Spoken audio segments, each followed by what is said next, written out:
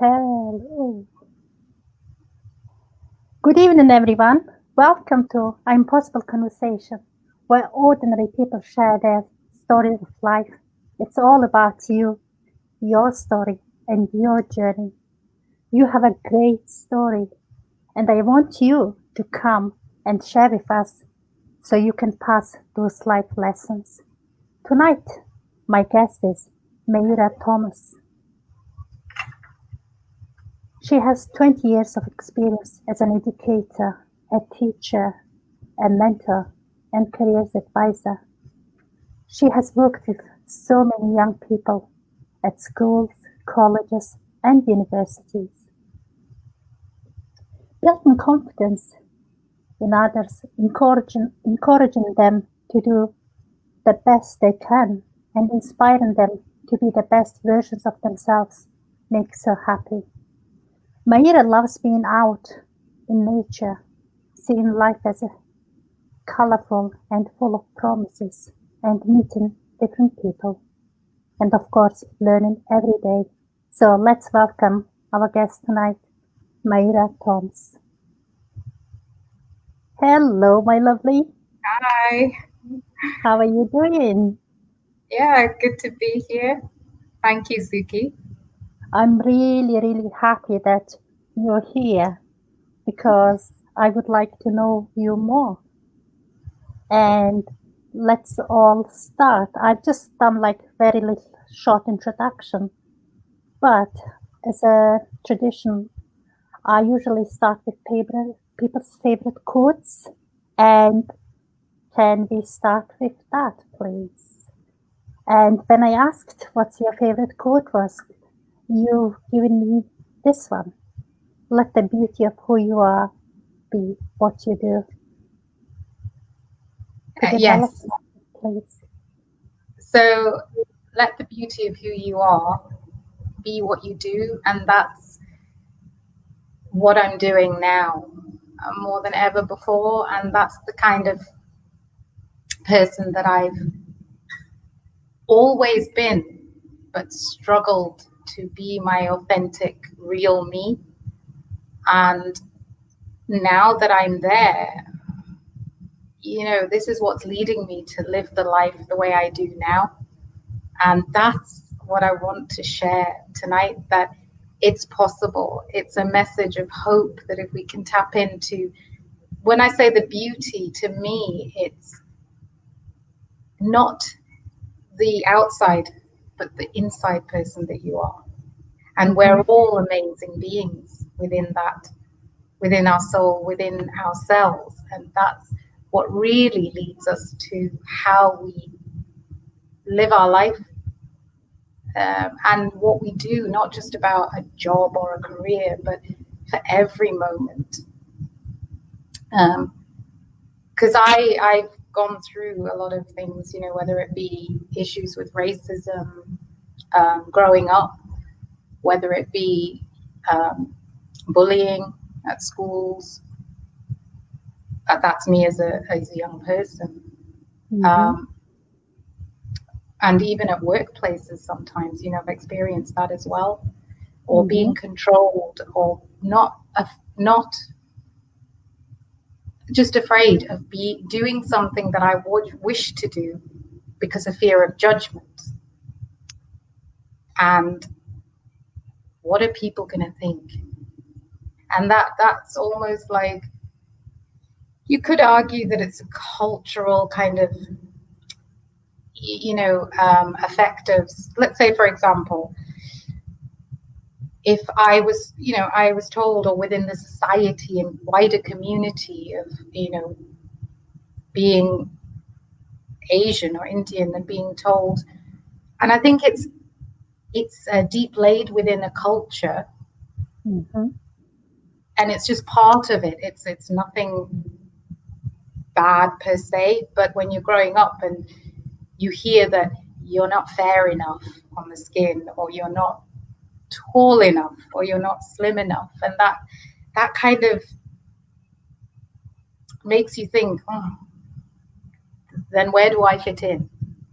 Am I going to, because I can't control my height or my skin color. I can't, and you then think, am I going to succeed? What's life going to hold for me? And, even when I was a teenager and a teacher just said, I love drama and theater and all this kind of thing. And then she said to me, possibly in her experience, I don't know, but she said theater isn't really for people like you, which meant for people like me, as in, brown colors. And I don't, and then, you just think, well, she knows best. You're a teacher, what's right. She knows what it's. Yeah, you look up to her, exactly. So I just put it to the back of my mind, and I thought, well, okay, fine, I won't. But there's so many things like that I feel that you grow up with that block of who you should really be. And when people are trying to tell you what you should do or what's best for you, what I found as growing up was that it stifled the inner growth in me. And that's what I'm discovering now. So when we, if we tell children, I think you should do this in life or whatever, because I, as a career advisor, I've seen that, or they have ideas of themselves, but they're like, oh, but I think I should do this. And I'll say, because mom thinks this or dad thinks that. And I'm like, but what do you think? What would you like to do? Yeah. So that's why I love this quote, because that beauty of who you are, if you can unlock that, that's when you feel free. Yeah. And thinking about children, and you've been the career advisor and a mentor and you've worked with young children quite a long time. And the children, they really love their parents. They really want to please them. Yeah. And they rely on them. Do you think that is related to, like, they listen to their parents and they, I wouldn't say dictate, but just when they give directions, the children kind of accept it because they were the closest person they have. And then what you, like we are saying, is you need to find out who you are inside. And the parents obviously going to not affect, they will give you some suggestions. And what do you think about in terms of that? So I believe that parents, of course, they're there, your carers and parents, even educators. I think what you should, it's about guiding them. It's about being there for them. And of course, yes, you teach them right from wrong, but it's also allowing their own opinions and thoughts to come out. And even mistakes, if they make mistakes, well, you tell them, like, let's say, I don't know, they take a glass of water and the water spills out a little bit. So instead of, this is an example, okay, instead of just telling them off, saying, oh, look what you've done, just say, look, let's try that again. And they'll go and do it again and again. And with that practice, they'll get better. But you're also saying to them, it's okay to make a mistake. So that they can see it from a parent who is very influential in their lives. Because what I've thought as well is what we see is what we get to understand. So if there's a lot of love and nurturing, that's what you see, and that's what you think, okay, this is all good. But it's having the conversations as well with them. Because what I found in my whole experience, even if you're a child, a teenager, as an adult, we all want to be heard. we'd like that acknowledgement. Mm-hmm. We'd like to be seen and seen as worthy just the way we are, but we need to be in that safe space that we're allowed to be that person. And mistakes will happen. We're all human. But there's a lot of other influences.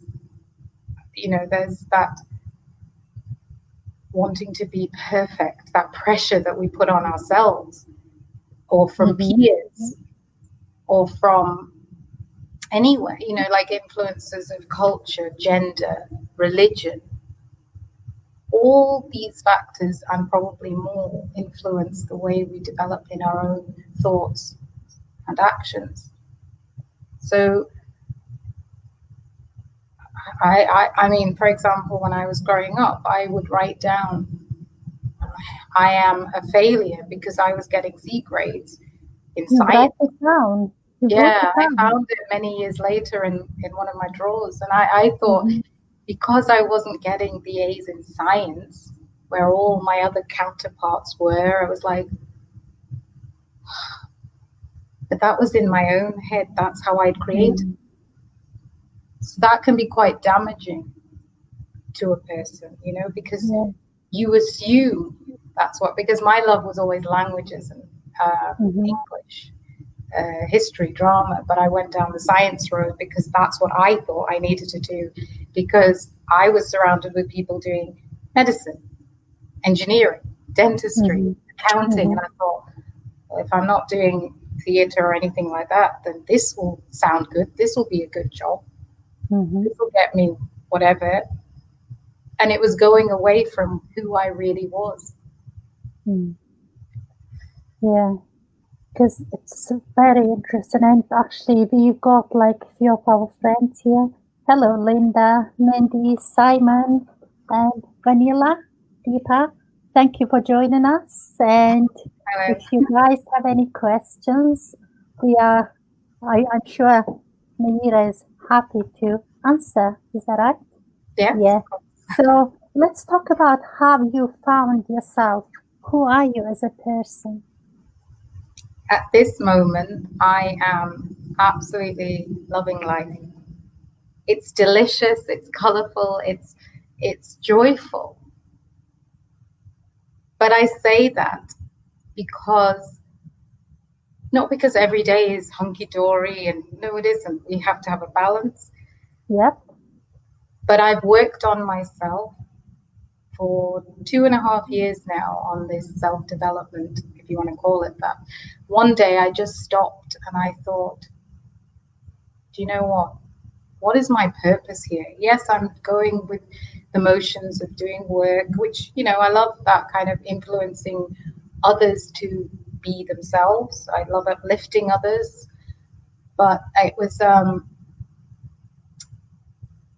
there was something missing in my heart. There was something I didn't quite know what it was.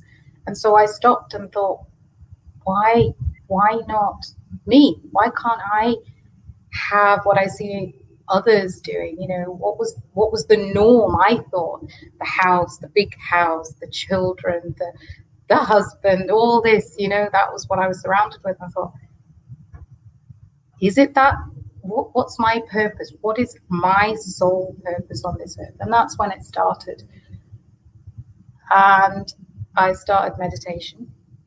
I was anxious in my mind, and I knew that I had to nip this in the bud. Yes, you know, like I said, I was going to work, I was coming back, but there was something not quite right. And I thought I had to nip this in the bud before it got out of hand. So I started with some meditation. I did that for 40 days. Well, that was a game changer. I didn't know how it was going to affect me. And I went on a retreat, which I've never done before. And it was a yoga retreat where I met these amazing women who I'm still in touch with. And this was 2018. And I just felt like I needed to change something, because if you don't change something, whether it's going to be good or not, because you've got to experience it, and take yourself out of a comfort zone. I thought, I'm not going to learn. I'll just be where I am. And there I discovered Kundalini yoga, which I now practice. I mean, it took me a while. It's only this year that I've actually started and discovered fantastic teachers actually who do that. And I began to start speaking more kindly to myself and saying that I am a good person, that I am nice, that I'm kind. Mm-hmm. But it's just, I started believing in myself bit by bit. It takes work. And what the meditations were doing for me, this is my experience. It doesn't have to work for everybody. You have to find out what suits you and what's best for your lifestyle. I started realizing that what you're doing is you're creating space within your own mind. And so newness and fresh ideas can come in. You're decluttering your mind. That's what was happening. But those moments of stillness and being reflective is when you can hear your heart's whispers and your soul starts talking to you. And you're unpeeling what was blocking you. Mm-hmm. And that's when this started. And I was suddenly,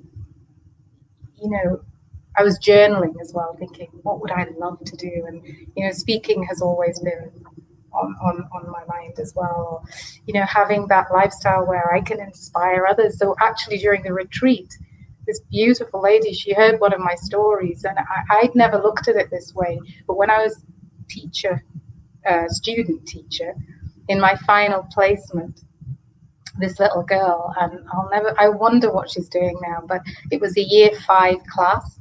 And I walked in one day, I think it was week 3 of my 8-week final placement, and there was a little note left on the stool. She was year 5.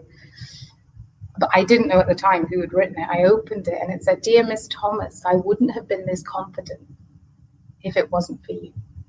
I was like, oh my gosh, I was just doing my job. Mm-hmm. I thought. She was very quiet. She was, she'd just get on with her work. She was just a nice girl, but I didn't realize the impact that actually I'd made on her. And I remember my personal mission was always make sure that each child can express themselves in whatever way, because it gives them that acknowledgement that they're heard, that they're worthy, that they're important. Mm-hmm. Because I know what it feels like when you're kind of brushed away or brushed aside, like whatever. Yeah, like busy parents. And then just busyness in life, and that's fine. Or people just thinking, well, or children, just anyone saying, I haven't got time, or I don't think what you're saying is that relevant. It could happen in a workplace as well, which it has happened. So every single person needs so much inspiration, don't they? just that bit. And so that lady at the retreat said, "Mayira, you sounds like you can be that voice, to give voice." And that's when I developed my mantra that really in my life now, what I want is my voice to give voice to others, to inspire them to be the amazing beings that I know is in them. That's what I want. That's my love. That's my passion. That's my purpose. And I just only discovered that because of working on myself, and of course, that moment. So, 2019, I kind of went off a bit. Like I wasn't doing the practices as regularly, and things were going. By the end of 2019, I didn't know what was going on. I was, again, just doing what I had to.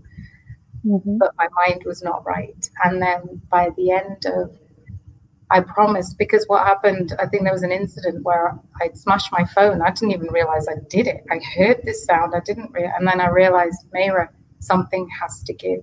I had a few injuries that year, trying to get fit, and all sorts happened. And I promised myself in 2020, that was it, in January, I was going to be new beginnings, and I was going to strip back to basics and just be simple.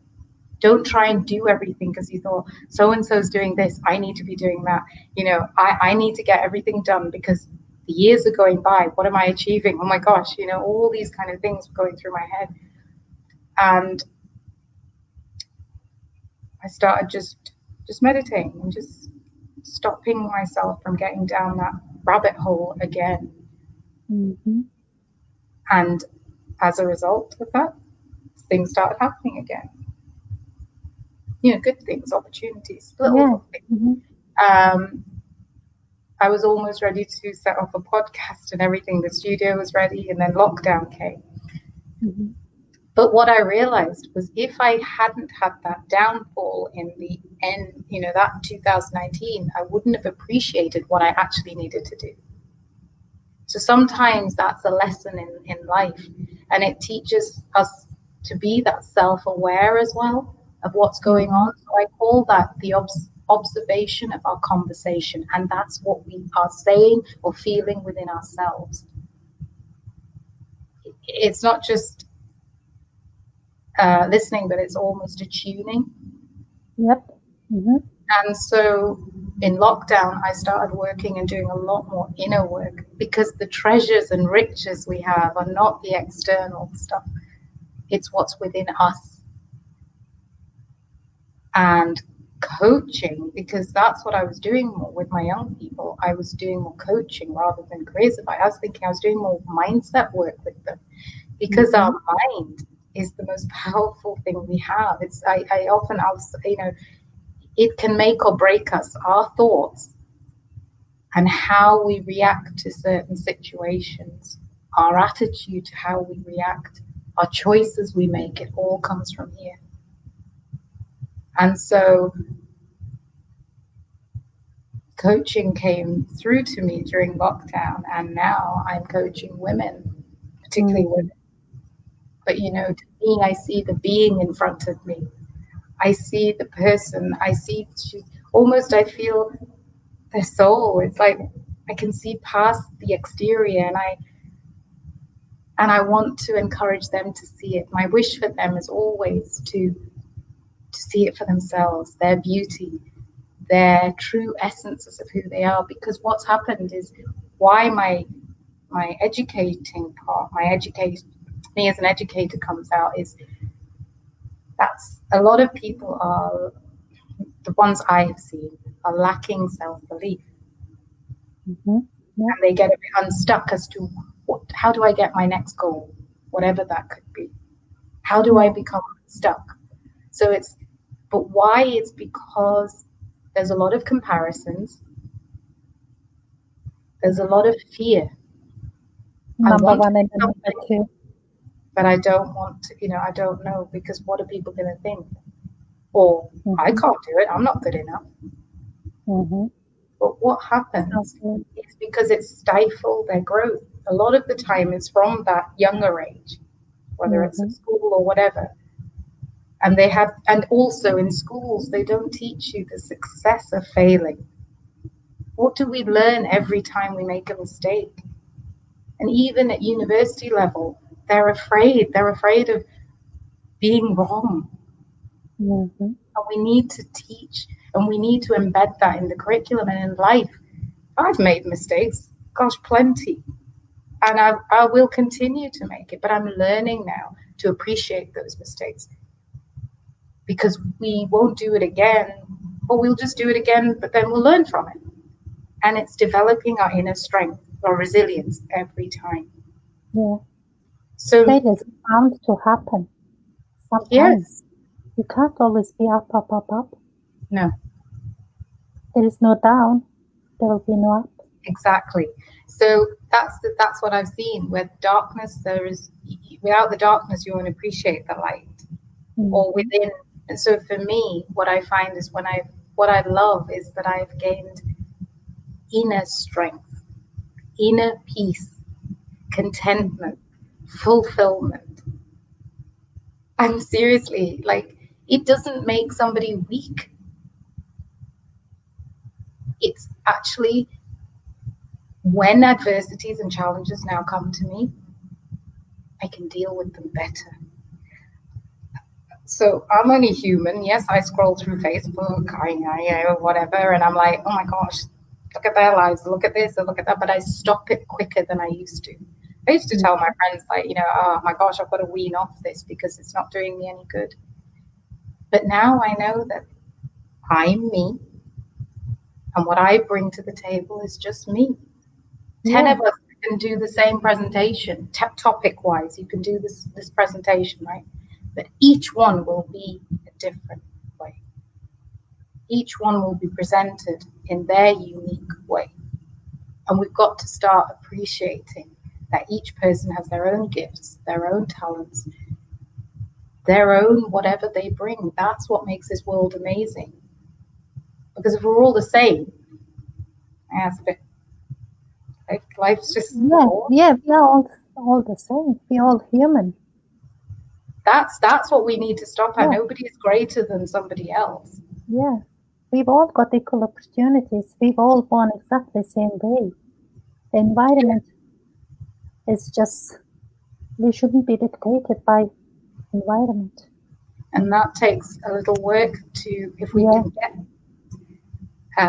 within ourselves.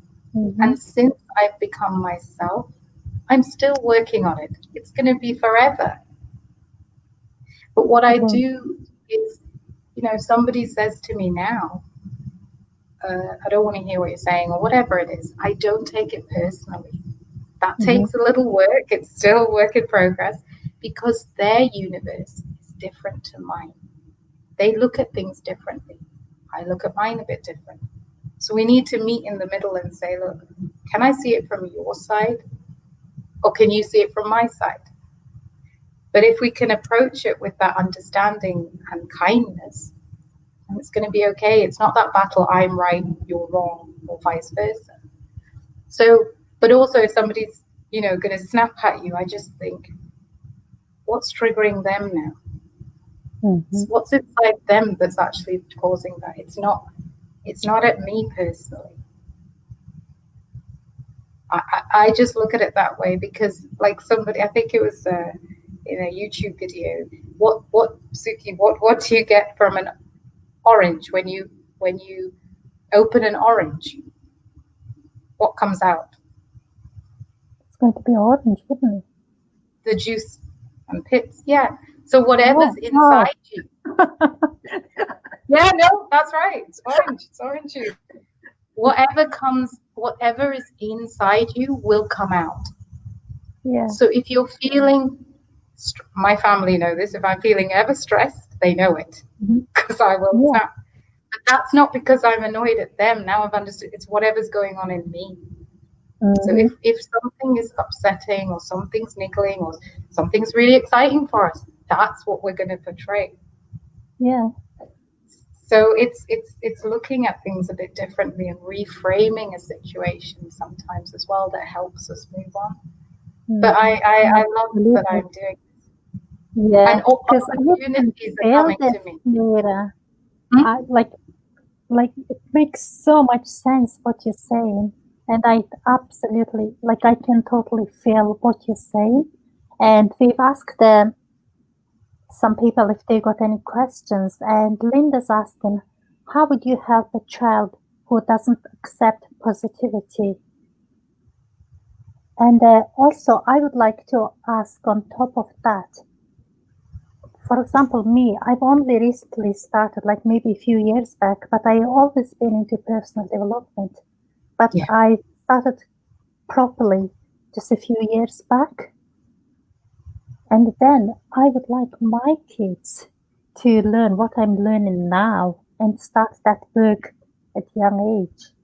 How would I make them to start now? It's probably the same as Linda. So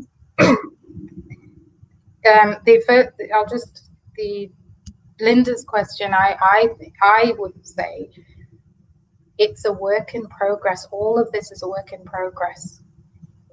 It's It can't happen overnight.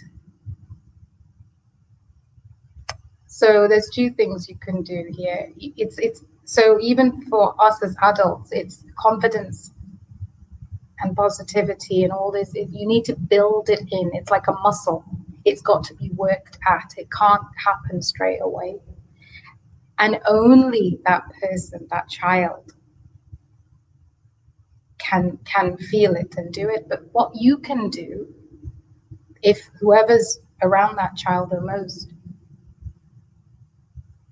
can be more attentive to them, can demonstrate through their own actions as the adult how life can be when you think positively. Because what you can't see is harder. So if the child has never been surrounded with somebody uplifting them, then that's all they know. So to accept something, you've got to start seeing it. Or let's say somebody says, let's say a child, says, oh, come and, I just want you to come and watch this program with me, okay? And the adult, the teacher, whoever it is, says, no, I haven't got time, sorry. Or, to themselves, they say, I don't really like that program. What it's telling the child is not necessarily because they want you to sit and watch their program. What the child is probably saying is, come and sit with me. I want your time. See what so it's things like that. Mm-hmm. That's what I fundamentally believe. When that little girl told me, that wrote that note, it wasn't because I was being obvious or anything, but it's like you show them, mm-hmm. or you acknowledge them when they're saying mm-hmm. something. Oh, that was good, but it takes time until it sinks. That's how I see it anyway. That's how I would see it. But being patient, because everyone flourishes, everyone takes in things, processes things very differently. That's why schools frustrate me sometimes, because you've got to get through every year. Everyone has to get through at the same pace. But everyone learns differently. Some children who don't do that well during their primary suddenly exceed when they get to secondary, or it's because they've chosen subjects. Suddenly they bloom at A-level. It's just different. So for you, Suki, they'll pick it up because of you, the way you're living your life. And so what you'll find is they will mm-hmm. start asking you questions. Mm-hmm. So better than dictating to children, do this, do that, ask them, show them, ask them, what do you think about this? They inspire me every time I talk to young people and children. Even people in general, when you ask them the question and you sit silent, you learn so much. And it's inspiring. Well, for me anyway, I just love it. I just think that everybody has an opinion. And you learn from that. You learn more about them. And then you might think, oh, well, if she likes that or he likes that, then maybe we can put some of that into our life. So I always think it's not about the dictation or correction all the time. It's about connection with them. It's the conversations that we have with them. It's that one-to-one. It's that I always think of it like I am not the center of attention. When somebody's in front of me, they are the center of my attention. Mm-hmm. So that's how I see it. I hope that helps. Wow. It helps a lot. You know what? I'm going to put that acknowledge your children printed out in a big setting in front of my computer. Yeah. It's sometimes I feel like my son comes in and shows me some videos like on that YouTube thing. And it's like nothing interesting. And they're just, and like, I better acknowledge them, don't I? Yeah. Yeah, or you just go, yeah, it's good, it's great. And what I do, mm-hmm. I learn from my nephew and niece loads of stuff. They're so literal and practical, and it's like, oh, okay, like, that's great. Yeah. Or it was I don't know, that dance or something that I forgot the floss dance or something, and I was like, oh, now I feel like I'm a bit cool because I kind of know. They keep me young. So you just got to look at it like that. We're all children inside of us. We just forget, that's all, because we have so many responsibilities. Yeah. I can totally see like your passion and love working with children and young people, and you just light me up. You just light But just up. even, I mean, it's like I can feel it. It's joyful. And even now when people are sending me messages, I mean adults as well, and they're saying, thanks for that uplifting message, or thanks for the pep talk, I feel so much more energized. And I'm like, oh, okay. Because so there's this word that I've come across, and I used to do bits and pieces of all this, just be nice, and my friends would have, you're always giving compliments, Mayira, or whatever. And I was like, why not? Because the even in shops, right? Even in the shops when we would go out, I would be like, if somebody was extra nice at the till or whatever, I would make it a point to go and to the management and say, can you acknowledge this person, please? Because we're so quick to go and complain about something, why not do the other way? And I remember BT, I don't know, 8 years ago, I called, he was really nice. I think his Irish accent is lovely as well, but he was such a pleasant person. And he was, nothing was too much for him to do in the call center. So I emailed and said, he was really good, customer service is excellent. And then I got a message to say, a bottle of wine's just gone to him. This takes a few minutes. But now I understand the relevance. So there's this word in Sanskrit called mudita, and it's about seeing joy for others, in others, for no other reason, just seeing that. Life is short. Let's make it sweet. That's. But that's just me. And yes, like I said, I'll have my down days. Of course I will. But that's for me then to think, take some time out, recharge. Like the phone, when it dies, of course you're going to recharge your battery. Let's do it. Let's take some time out for yourself. That's so important. So many people neglect that. I did. I've done that. And then I stop and think, have I laughed today at all? This is me. Because laughter is one of the best medicines going. Do you, I might stick on Friends or a show, Graham Norton maybe, or The Hangover. I don't know. Something that makes me laugh out loud. Stand-up comedy usually does that, Or have I been out in nature? I when I walk out in nature, it's uplifting, and I use my senses because I'm lucky. I have all my senses. So even if you don't, you can still try and what can I hear? The rustling of the leaves or the wind. What can I feel? What can I smell? Even like the rainwater. It's lovely. There's a proper name for that. I think petiocha or something. But the smell of rainfall. Whatever it is, because you're living in that moment and you're appreciating what's around you, even in your own home. What do you like?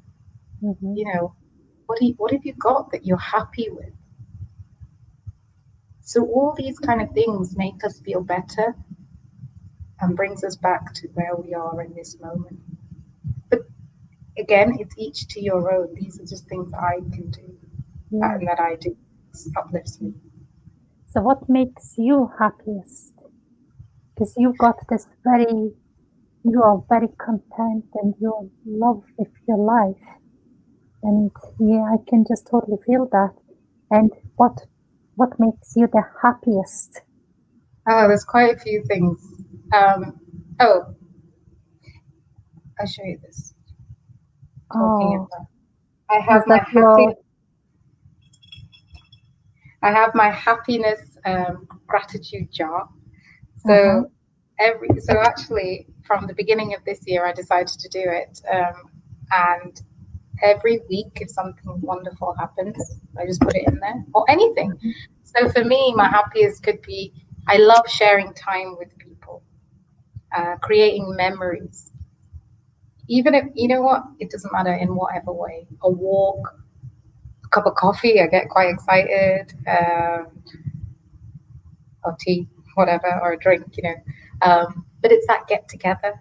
For me, I'm just a people person, and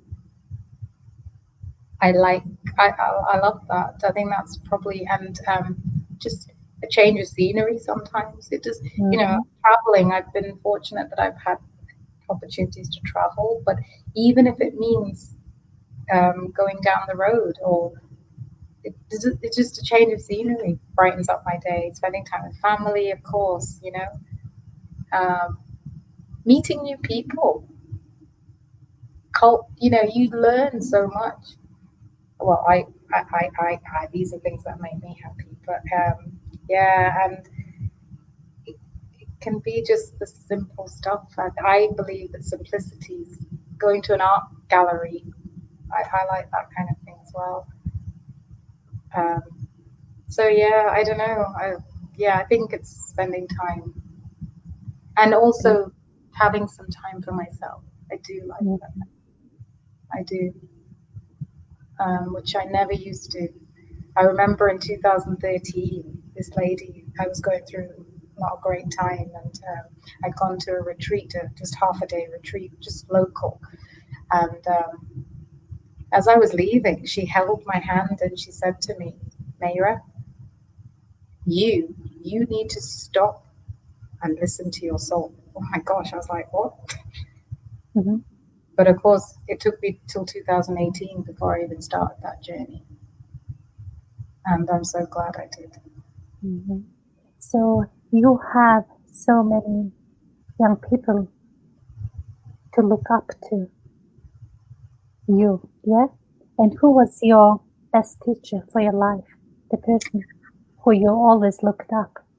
It wasn't really, I look at that.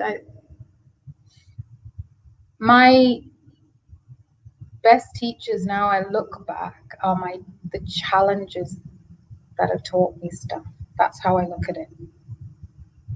But if you think, if I could say my hero, it's my grandma. Oh. My mum's mum, who's passed now, but she will, to me, she was ahead of her time. And I didn't get enough time to spend because I was here, and we would go to India, you know, in the summer holidays. And she's so positive in her mindset. And she went through, I think she could have been prime minister, in my opinion, because she was so clever, she was smart, she was like, I don't know, she could see things ahead of other people. And she was about to pack her things and go to college at 17, but her dad said, no, you're getting married now. And that was it. So she was giving speeches. She lived for justice and women's rights. And she taught me to treat people. It doesn't matter who they are. You treat them humanely. You treat them with love and kindness. So whoever would come to their house, it didn't matter if it was a worker, you know, a laborer or a priest or whoever. She said you treat them equally. And she went through a lot of stuff. She a lot of adversities she did. And she was, by the end, she was bedridden because an operation went wrong. And she had to she couldn't walk properly again. And that was kind of in her prime. But her mind remained strong and positive. Yes, she had her down moments. I mean, she could run the household from her bed, and she could remember up to 10 mobile numbers in her head. Like, honest, I was like, what? This is the lady that, you know, went to see Sound of Music in India when it was showing, and she and my grandfather went to the Olympics. I think it's 1965 or something like that. And she would have a whiskey, a brandy, whatever, you know. She was very charismatic and very religious as well. She says that God tests us the closer we get to him, the more he tests us, because he knows what we can handle. She did lots for charity as well. But to me, she is, yeah, I miss her. I miss her a lot. Incredible. And I hope I will do her proud. You will. Because you're absolutely amazing, Mayira. So we've had like 45 minutes talk, and I would like to ask you very short, fun questions, in my opinion, but it may not be. So can I ask, what's the best gift you've ever been given? I've been given or given to somebody? You know, you've ever given? I've given my time. My time. Yes, I believe that. What's the best money you ever spent? Always, I always been creating memories with my family and friends. You know, just treating them in the little way that I can, but I like that. What makes you feel powerful? Being me. Being me. It's the best feeling. And it's not because I'm better than anyone else. It's because I feel I'm creating my own reality. And that to me is like taking control of me for the first time. I am leading the show. And that's why I think, and it's from inside. God, I just love what you're talking about, and it's just like so inspiring.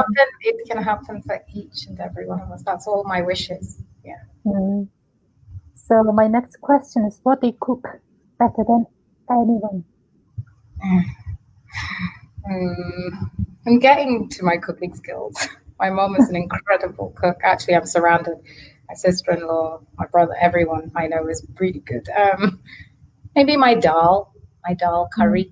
Yeah, I think my friends kind of like that.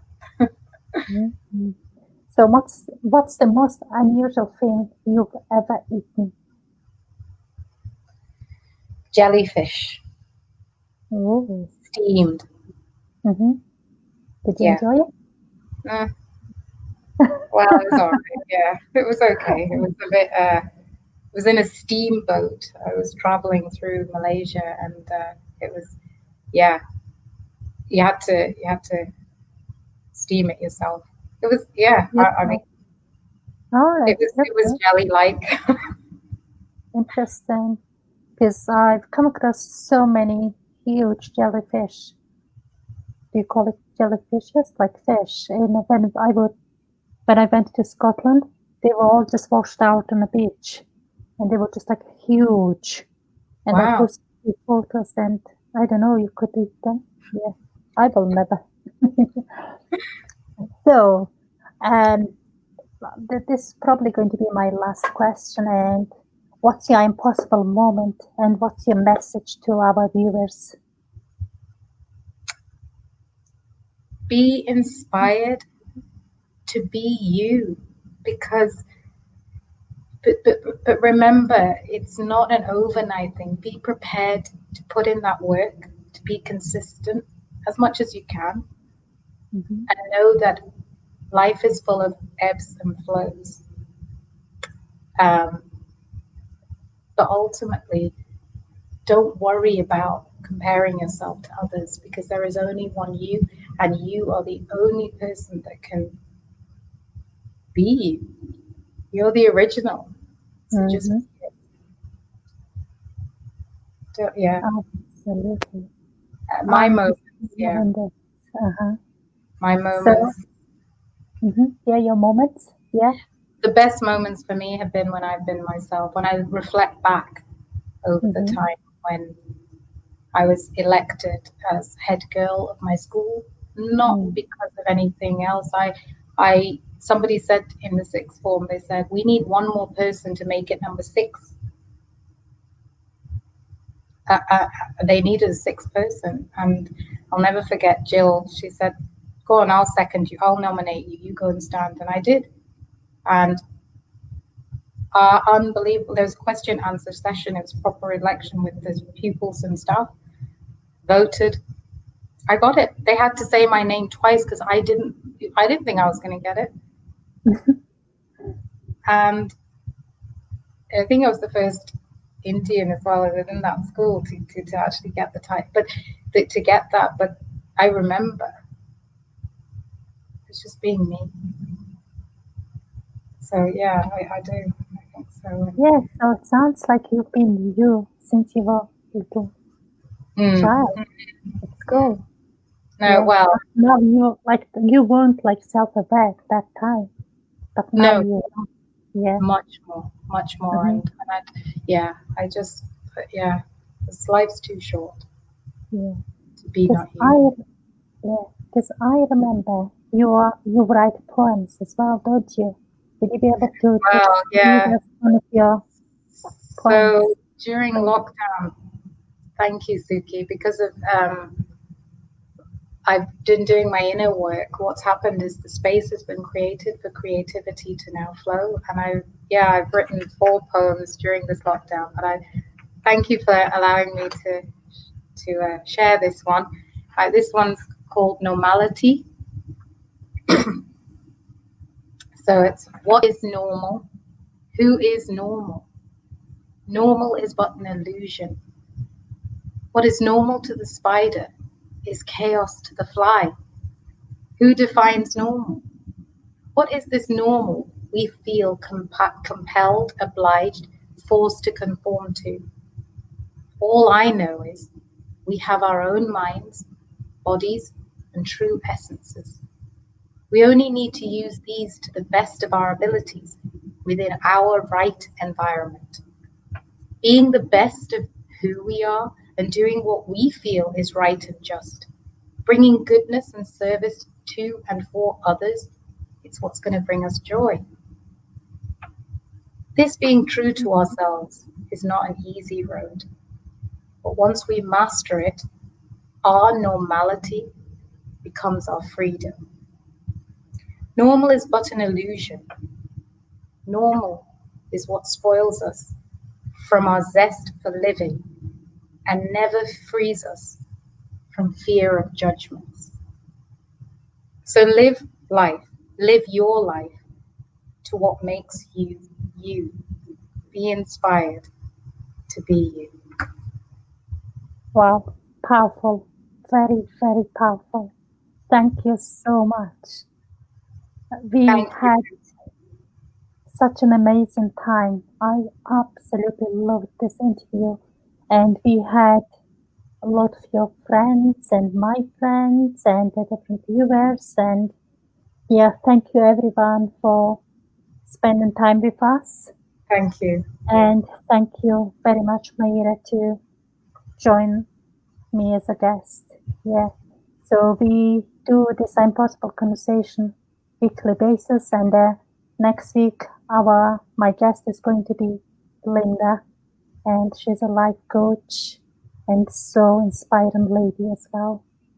So thank you everyone for joining us, and I'll see you next week. And thank you, Mayira, and I'll see you very soon. Bye-bye.